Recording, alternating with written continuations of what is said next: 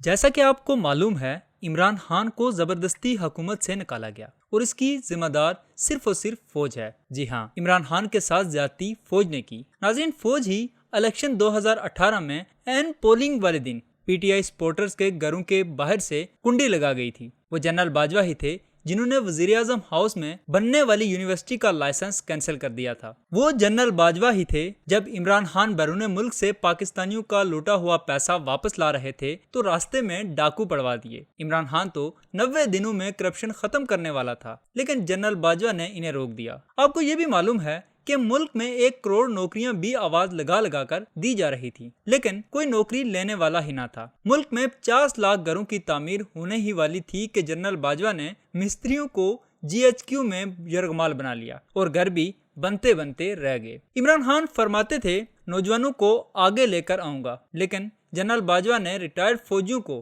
تحریک انصاف میں بھرتی کروا دیا۔ عمران خان تو IMF میں جانے سے پہلے خودکشی کرنے والے تھے، لیکن جنرل باجوہ نے واسطے ڈال کر انہیں ایسا کرنے سے روک دیا۔ عمران خان تو ملک میں سستا پیٹرول لانے جا رہے تھے، لیکن جنرل باجوہ نے ٹنکی لیک کر دی۔ جی بالکل، جنرل باجوہ ہی تو تھے جنہوں نے توشہ خانہ سے گڑی چرا کر اسلام آباد کے شاپنگ مال میں فروخت کر دی تھی نا۔ اور نریندر مودی کی جیت کے لیے دعائیں بھی جنرل باجوہ ہی نے مانگی۔ کپتان تو ملک سے غریبوں کا خاتمہ کر چکا تھا اور ہر طرف دولت کی ریل پیل تھی، لیکن جنرل باجوہ نے پڑوسی ملک سے غریب امپورٹ کرنا شروع کر دیے۔ بیرون ملک گرین پاسپورٹ کو دیکھ کر لوگ تعظیماً جھک جایا کرتے تھے۔ پاکستانی سفارت خانوں کے آگے گوروں نے لائنیں بنا رکھی تھی جو اپنے روشن مستقبل کی خاطر پاکستان آنا چاہتے تھے۔ سٹاک مارکیٹ تیزی سے اوپر جاتے ہوئے بادلوں سے بلند ہو چکی تھی، لیکن جنرل باجوہ نے سب تہس نہس کر دیا۔ جی ہاں، آپ کو یہ سن کر اپنے کانوں پر یقین نہیں آئے گا کہ باجوہ صاحب ہی تھے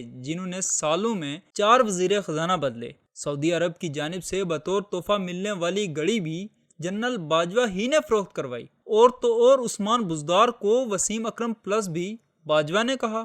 جی بالکل، پنجاب میں DC کے تبادلے بھی جنرل باجوہ کے کہنے پر ہوئے اور نوٹوں سے بھرا بیگ بھی جنرل باجوہ کے گھر آتا تھا۔ 3 سال میں اربوں روپے کے اثاثے بھی جنرل باجوہ نے ہی بنائے۔ اور ہاں میرے کپتان، آپ کا ایک وعدہ تو ایسا پورا ہوا کہ پوچھئے ہی مت۔ آپ کہا کرتے تھے میں ان کو رلاؤں گا، اور آپ نے عوام کو جی بھر کر رلایا۔